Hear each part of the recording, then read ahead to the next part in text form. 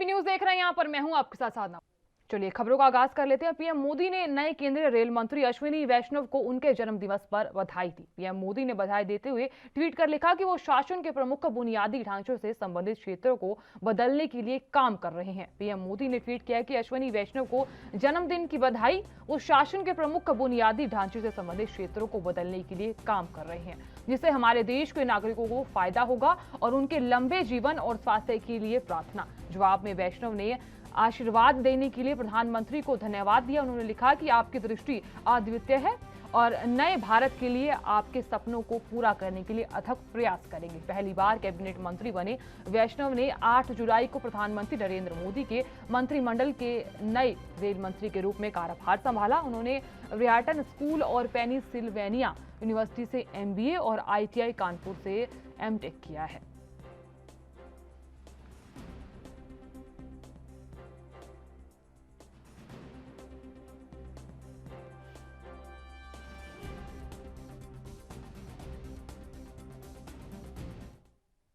और पंजाब कांग्रेस में सियासी घमासान जारी है और आज नवजोत सिंह सिद्धू और CM कैप्टन अमरिंदर सिंह के बीच सियासी घमासान पर अहम फैसला लिया जा सकता है। आपको बता दें कि नवजोत सिंह सिद्धू को पंजाब कांग्रेस के अध्यक्ष पद की जिम्मेदारी दी जा सकती है। इसका ऐलान आज हो सकता है। बता दें, लंबे समय से कैप्टन अमरिंदर सिंह और नवजोत सिंह सिद्धू एक दूसरे के खिलाफ बयान देते रहे हैं। कैप्टन अमरिंदर सिंह ने राज्य की रणनीति और राजनीति से जुड़ा कोई अहम फैसला करने को लेकर कांग्रेस की अंतरिम अध्यक्ष सोनिया गांधी को लेटर भी लिखा है। और यहां इस बीच सूत्रों के मुताबिक जो जानकारी मिल पा रही है, आपको बता देते हैं कि पार्टी आलाकमान ने प्रदेश अध्यक्ष बनाए जाने की घोषणा के बाद नवजोत सिद्धू सबसे पहले अमृतसर के गोल्डन टेंपल जाकर माथा टेकेंगे। उसके बाद वो काम की शुरुआत करेंगे। यहां सिद्धू का मानना यह है कि अमृतसर की जनता ने ही इनको इतना प्यार और सम्मान दिया है, इसकी वजह से वो यहां पहुंच रहे हैं। इस वजह से सिद्धू सबसे पहले अमृतसर ही जाएंगे। हो जाएगा, कोई बस आज नहीं हो जाएगा, आज हो जाएगा, कल हो जाएगा, होने वाला है। तो आपको लगता है कि जो ये कैप्टन अमरिंदर सिंह के बीच में और नवजोत सिंह सिद्धू के बीच में तकरार है वो खत्म हो जाएगी? बिल्कुल हो जाएगा जी, दो ही कोई नहीं, सानू आपको नहीं लगता। तो आप ये सारा मसला ठीक होने को लगता है? बिल्कुल बिल्कुल। तो लगता है कि आप ये एक यूनिट की तरह काम कर पाएंगे? बहुत सारे इश्यू ऐसे हैं, कैबिनेट रिशफल, लगता है कि इनकी कोई झगड़ा नहीं रहेगा, सब मिलकर इलेक्शन लड़ेंगे और सरकार बनाएंगे। जो कैप्टन अमरिंदर ने कहा है माफी मांगने के लिए नवजोत सिंह सिद्धू जी से, तो उस पर क्या आप कहना चाहेंगे कि उन्होंने? वो देखो, ये ना अपना निजी मसला, ये मैं कुछ नहीं करना।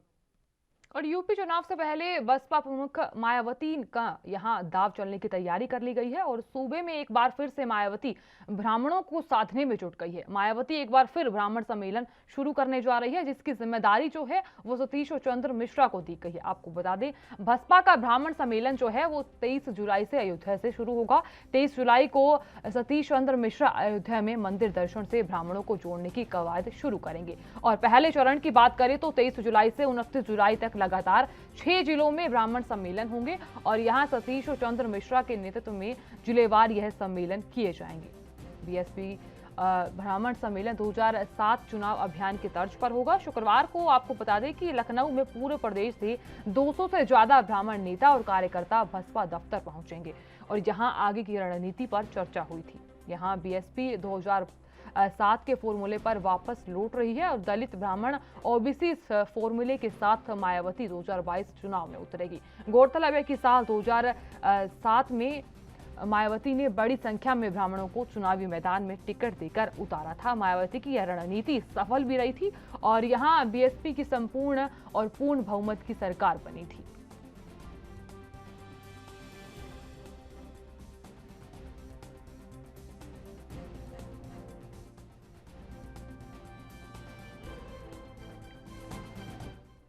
उत्तर प्रदेश चुनाव से पहले बहुजन समाजवादी पार्टी प्रमुख मायावती ने बड़ा दांव चलने की तैयारी कर ली है।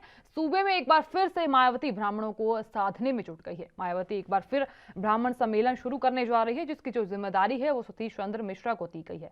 आपको बता दें कि बसपा का जो ब्राह्मण सम्मेलन है वो 23 जुलाई से अयोध्या से शुरू होगा और 23 जुलाई को सतीश चंद्र मिश्रा अयोध्या में मंदिर दर्शन से ब्राह्मणों को जोड़ने की कवायद शुरू करेंगे। पहले चरण में 23 जुलाई से 29 जुलाई तक लगातार 6 जिलों में ब्राह्मण सम्मेलन होगा और यहां मिश्रा के नेतृत्व में जिलेवार यह सम्मेलन किए जाएंगे।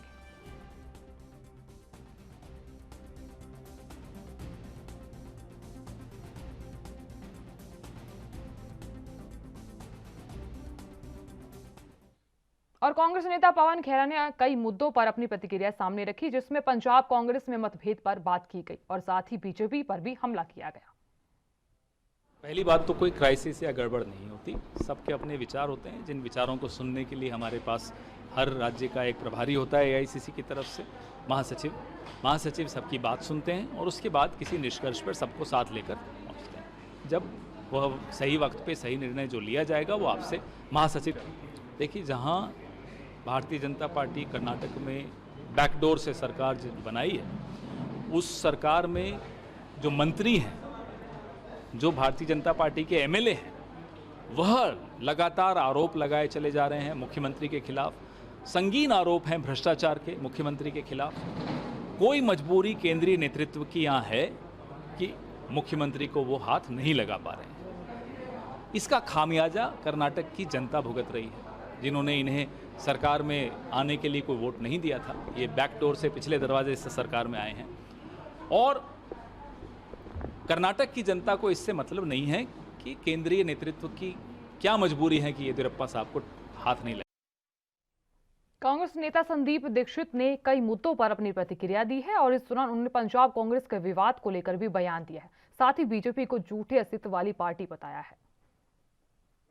कि जो बार बार अखबारों में या बाहर आ रहा था उसकी क्या सत्यता थी मैं नहीं कह सकता। ये जरूर था कि थोड़ा सा सिद्धू जी कुछ एक चाह रहे थे कि उनको शायद एक ऐसा मंच मिले जिसमें वो बेहतर रूप से या ज़्यादा अधिकार के साथ आने वाले चुनाव में कांग्रेस का प्रचार प्रसार कर सके।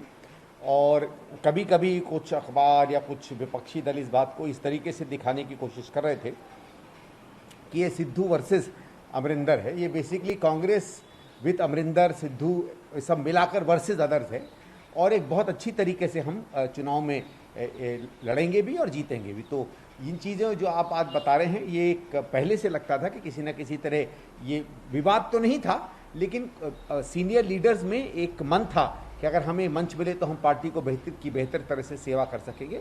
अगर आप बता रहे हैं कि वो कोई फॉर्मूला बन गया है तो उसका स्वागत है, और नहीं भी होगा तो मुझे लगता है जल्दी हो जाए। देखिए, मुझे ये लगता है कि अगर संगठन है, संगठन में शक्ति है और राज्य के जो प्रमुख नेतागण हैं वो सरकार की बात करते हैं, पंजाब में जो बेहतरीन काम हुआ है उसको लोगों के सामने लाते हैं, किसान आंदोलन में जो पंजाब की सरकार की एक बड़ी गंभीर भूमिका रही, उसने ना कभी भड़काया किसी को, ना कभी पीछे से कोई प्रोत्साहित किया, लेकिन जनभावना को, विशेषकर किसान की भावना का सम्मान करते हुए और भारत सरकार से मुहिम लगाई कि उनकी मदद करें। और सही में जितने भी अच्छे प्रस्ताव पहुंचे भारत सरकार में किसान आंदोलन के, वो पंजाब सरकार की ही एक तरह से पहल थी। तो ये कुछ बहुत दूरगामी परिणाम और कदम पंजाब सरकार ने रखे हैं और इनका जब हम अच्छी तरीके से प्रचार प्रसार करेंगे, विशेषकर उन पार्टियों के सामने जिनका पूरा अस्तित्व झूठ पर आधारित होता है, हम अपनी बेहतर तस्वीर। नहीं, ये बात तो सही है, ये कामकाज भी प्रभावित होता है, लेकिन वहाँ दिक्कत एक और है। स्वयं जो मुख्यमंत्री हैं उनका कामकाज बहुत निराशाजनक रहा है। पहले भी ये तमाम कंट्रोवर्सीज़ में, भ्रष्टाचार की कंट्रोवर्सीज़ में फंसे रहे। जिस तरीके से उन्होंने खरीद फरोख्त करके विधायकों को अपनी तरफ किया, उसमें भ्रष्टाचार दिखा। चुनाव में अथाह पैसा खर्च हुआ और उसके बाद भी येदियुरप्पा जी ने कहीं भी कोई विकास से या जन से संबंधित कोई कार्य नहीं किया, बल्कि कर्नाटक सरकार पर तमाम प्रश्न ही रखते रहे हैं। अब मेरे ख्याल से कुछ अपनी इंटरनल इमेज बचाने के लिए खबर आई थी कि उन्होंने शायद इस्तीफे की प्रस्तुति की थी, लेकिन वो भी अंततः लगता है एक ड्रामा ही था और कर्नाटक की जनता ने इस सरकार के आगे अपने आप को देख लिया है। अब ये सरकार अगले चुनाव में बचेगी नहीं। नहीं, ये बात तो सही है, ये कामकाज भी प्रभावित होता है, लेकिन वहाँ दिक्कत एक और है। स्वयं जो मुख्यमंत्री हैं उनका कामकाज बहुत निराशाजनक रहा है। पहले भी ये तमाम कंट्रोवर्सीज़ में, भ्रष्टाचार की कंट्रोवर्सीज़ में फंसे रहे। जिस तरीके से उन्होंने खरीद फरोख्त करके विधायकों को अपनी तरफ किया, उसमें भ्रष्टाचार दिखा। चुनाव में अथाह पैसा खर्च हुआ और उसके बाद भी येदियुरप्पा जी ने कहीं भी कोई विकास से या जन से संबंधित कोई कार्य नहीं किया, बल्कि कर्नाटक सरकार पर तमाम प्रश्न ही रखते रहे हैं। अब मेरे ख्याल से कुछ अपनी इंटरनल इमेज बचाने के लिए खबर आई थी कि उन्होंने शायद इस्तीफे की प्रस्तुति की थी, लेकिन वो भी अंततः लगता है एक ड्रामा ही था और कर्नाटक की जनता ने इस सरकार के आगे अपने आप को देख लिया है। अब ये सरकार अगले चुनाव में बचेगी नहीं वहाँ। और यहाँ लेंगे छोटा सा ब्रेक, चौथा हाजिर होंगे।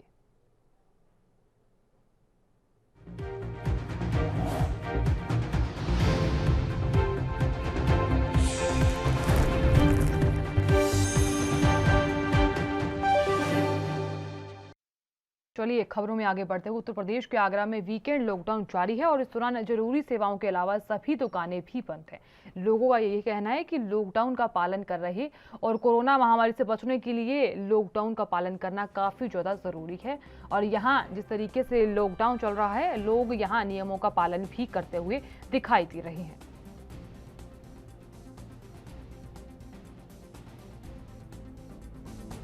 सर लॉकडाउन अच्छी तरीके से सब लोग पालन कर रहे हैं। हम अभी सिर्फ अपने अपने ज़रूरी कामों से बाहर निकल रहे हैं और हम अभी अपने दूध लेने के लिए आए थे हमारे बच्चों के लिए। बस इतना ही है, सब लोगों को मास्क लगाना चाहिए और लॉकडाउन का पालन करना चाहिए। लॉकडाउन का सभी लोग पालन करें और घर से भी कोई भी किसी काम से निकले तो मास्क निकाल के लें और मास्क लगाएं और लोगों को भी हिदायत दें मास्क के बारे में, घर परिवार के बारे में। लगा हुआ है, लॉकडाउन बहुत ज़रूरी है क्योंकि तीसरी लहर का आना शुरू हो गया है और तीसरी लहर बताते हैं इतनी भयंकर लहर है कि जिसको बाढ़ से भी ज़्यादा भयंकर लहर है। तो कोई भी, अब तो मैं तो मेडिकल के लिए जा रहा हूँ, इसलिए मैं मास्क लगाया हूँ, जरूरी काम से निकला हूँ। लोगों को विशेष जरूरी काम हो तो ही निकलना चाहिए, वरना निकलना उसके लिए घातक होगा क्योंकि ये महामारी पूरी शताब्दी के अंदर पहली महामारी है, इतनी भयंकर आई। और उत्तर प्रदेश के रामपुर के थानागंज क्षेत्र में एक महिला ने मोबाइल को लेकर हुए विवाद में दूसरी महिला की चाकू मारकर हत्या कर दी। रामपुर के एसपी ने यह बताया कि आरोपी महिला को गिरफ्तार कर लिया गया है और यहां विधिक कार्रवाई की जा रही है। एक महिला ने अपनी पड़ोसी महिला की हत्या कर दी है, क्या है पूरा मामला? आज थानागंज क्षेत्र के अंतर्गत दो महिलाएं रेशमा में तस्लीम, जो एक ही मकान में किराए पर रहती थी, दोनों में मोबाइल को लेकर हल्का फुल्का विवाद हो गया, जिसमें रेशमा ने तस्लीम की गर्दन पर चाकू से वार कर दिया और तस्लीम की मौके पर मौत हो गई। हत्यारी महिला है रेशमा, उसे मैं चाकू के।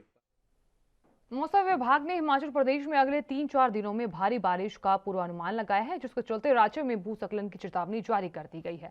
आपको बता दें, शिमला स्थित मौसम केंद्र ने कहा कि मौसम की हालिया परिस्थिति और अलग अलग यहाँ वैश्विक और क्षेत्रीय मॉडल के विश्लेषण से संकेत मिला कि हिमाचल प्रदेश में बारिश की गति और ज्यादा बढ़ेगी और अगले 3 से 4 दिन में निचले और मध्य पहाड़ी इलाकों में सामान्य से भारी बारिश होगी। मौसम केंद्र ने चेतावनी देते हुए कहा कि पूर्वानुमानित मौसम परिस्थितियों की वजह से राष्ट्रीय और राज्य राजमार्ग पर भूस्खलन की घटनाएं हो सकती है। आपको बता दें कि कुछ लोग शिमला यहां लॉकडाउन के बाद घूमने भी गए हुए हैं।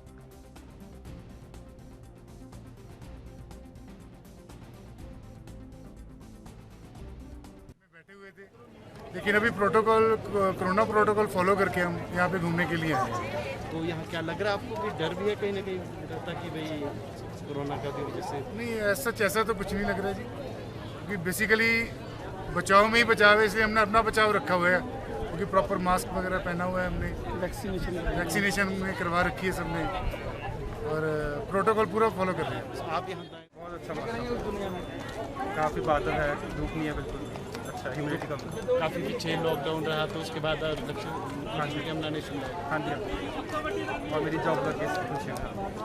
अच्छा, तो यहाँ प्रोटोकॉल पूरा कर रहे हैं, मास्क में डर भी लगता है कोरोना के लिए?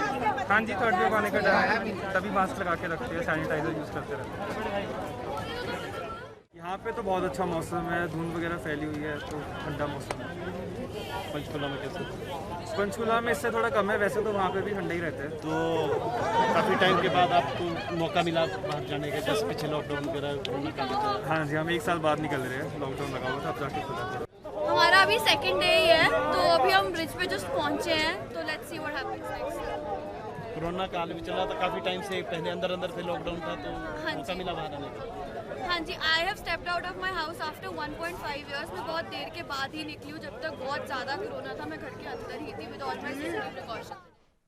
कोरोना वायरस संक्रमण के मद्देनजर उत्तर प्रदेश में इस साल कांवड़ यात्रा रद्द कर दी गई है और यहां राज्य सरकार और कांवड़ संघ के बीच बातचीत के बाद संघ ने यात्रा को रद्द करने का फैसला लिया और हाल ही में कांवड़ यात्रा को लेकर सुप्रीम कोर्ट में सुनवाई भी हुई थी। सुप्रीम कोर्ट ने योगी सरकार को पुनर्विचार करने का मौका दिया था। अब कोर्ट में सोमवार को योगी सरकार जवाब दाखिल करेगी। योगी सरकार कोर्ट को सावन महीने में कांवड़ यात्रा की अनुमति रद्द करने की जानकारी देगी। बताया ये जा रहा है कि इस दौरान श्रद्धालुओं को सावन के महीने में गंगा जल मुहैया कराने की योजना को लेकर भी सरकार कोर्ट को अपना प्लान बता सकती है। सुप्रीम कोर्ट में जस्टिस रोहिंटन फली नरीमन और जस्टिस BR गवई की अदालत में ये मामला सुनवाई के लिए 37 नंबर आइटम के रूप में सूचीबद्ध है। राज्य सरकार से बातचीत के बाद कांवड़ संघ ने यात्रा न आयोजित करने का फैसला लिया है। पिछले साल की बात करें तो पिछले साल भी कांवड़ संघ ने सरकार से बातचीत के बाद कांवड़ यात्रा आयोजित न करने पर सहमति जताई थी। मुख्यमंत्री के निर्देश पर राज्य के अपर मुख्य सचिव गृह अवनीश अवस्थी और DGP मुकुल गोयल ने कांवड़ संघ के प्रतिनिधियों से बातचीत की।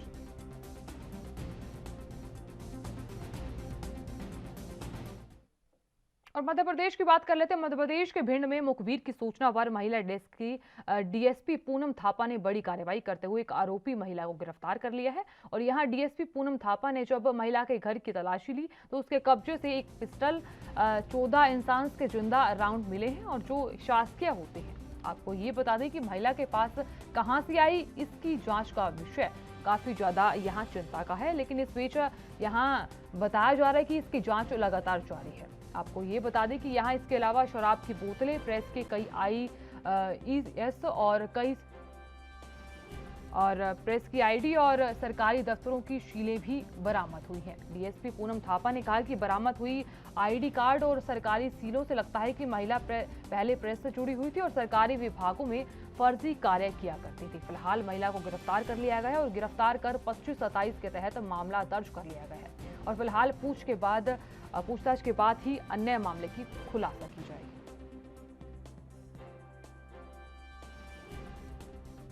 मिली थी जिसकी तस्दीक के लिए हम लोग यदुनाथ नगर गए थे। उसने बताया था कि यदुनाथ नगर की एक महिला है जिसका नाम कुसुम भदौरिया है और वो कुछ अवैध हथियारों का व्यापार करती है, बेचती है। उसके पास कुछ एम्युनिशन भी मिलेंगे, तो उसकी तस्दीक के लिए हम लोग उसके घर गए तो उसकी तलाशी ली हमने। तो एक पिस्टल और 14 करीबन 1 दर्जन जिंदा कारतूस जो कि 5.56 इंसास के कारतूस हैं वो बरामद हुए। साथ ही साथ कुछ ID कार्ड्स वहाँ से बरामद हुए। तो ऐसा मुझे लग रहा है कि लड़की पत्रकारिता से जुड़ी हुई है और बहुत साल पहले जब हमने तस्दीक करी तो उसने बताया भी कि मैं बहुत साल पहले पत्रकारिता का काम करती थी। साथ ही साथ इसके पास से कुछ सील नमूने मिले हुए हैं SDM कार्यालय भिंड के, तहसीलदार भिंड के और कुछ पटवारी के, कुछ स्कूल के प्रिंसिपल्स के सील मिले हैं। तो हम लोग तस्दीक कर रहे हैं कि आखिर ये सील इसके पास क्या कर रहे थे। पूरी तस्दीक करने के बाद ही हम लोग कार्रवाई करेंगे। और सीमा सुरक्षा बल का 18वां स्थापना समारोह का आयोजन किया गया। इस मौके पर BSF के महानिदेशक राकेश अस्थाना ने कहा कि हाल ही में सुरंगों और सीमा पार से ड्रोन के जरिए हथियार और मादक पदार्थ भेजने और आतंकवादियों की घुसपैठ की कोशिश को BSF ने असफल किया है। उन्होंने बताया कि BSF ने भारत बांग्लादेश सीमा से 3984 घुसपैठियों को गिरफ्तार किया। DG राकेश अस्थाना ने कहा कि हाल ही में BSF ने सुरंगों, ड्रोनों के माध्यम से फायर आर्म्स और नशीले पदार्थों को खींचने और आतंकवादियों की तरफ से घुसपैठ के प्रयासों को विफल कर दिया है। यहाँ महानिदेशक ने ये भी कहा कि भारत बांग्लादेश सीमा से 3984 घुसपैठियों को गिरफ्तार किया गया और यहाँ 12 तस्करों और घुसपैठियों को मुठभेड़ में मार गिराया है। और ऐसे में बताया जा रहा है कि सैनिकों ने 24.51 लाख नकली नोट भी बरामद किए हैं। इसके अलावा सीमा सैनिकों ने 27.5 करोड़ रुपए की नशीली दवाएं भी बरामद की हैं। देश की बांग्लादेश के साथ लगती सीमाओं पर भी बल के प्रहरी अपनी कर्तव्य निष्ठा व राष्ट्र रक्षा के प्रति समर्पित कर्तव्य निर्वहन का लगातार परिचय दे रहे हैं। सतर्क प्रहरियों ने तस्करों से लगभग 12,881 किलोग्राम मादक व प्रतिबंधित पदार्थ तथा 61 AK सीरीज व अन्य हथियारों सहित कुल 7,976 राउंड्स एम्युनिशन की जब्ती बांग्लादेश के सीमावर्ती इलाकों से की है। इन कार्यवाहियों के दरमियान बल के मुस्तैद जवानों ने कुल 3,984 तस्करों व घुसपैठियों को गिरफ्तार किया है और 12 घुसपैठियों अथवा तस्करों को सीमा का उल्लंघन करते हुए मुठभेड़ में मार गिराया है। इस दौरान बल के जवानों ने लगभग 24,51,000 की नकली करेंसी भारत बांग्लादेश सीमा से बरामद की है। सतर्क सीमा प्रहरियों ने 27.5 करोड़ रुपए मूल्य की नशीली फेंसिडिल तथा याबा टैबलेट्स जो नार्कोटिक ड्रग्स हैं उनकी भी जब्ती। और फिलहाल के लिए इतना ही। आप देखते रहिए ANV न्यूज़। नमस्कार।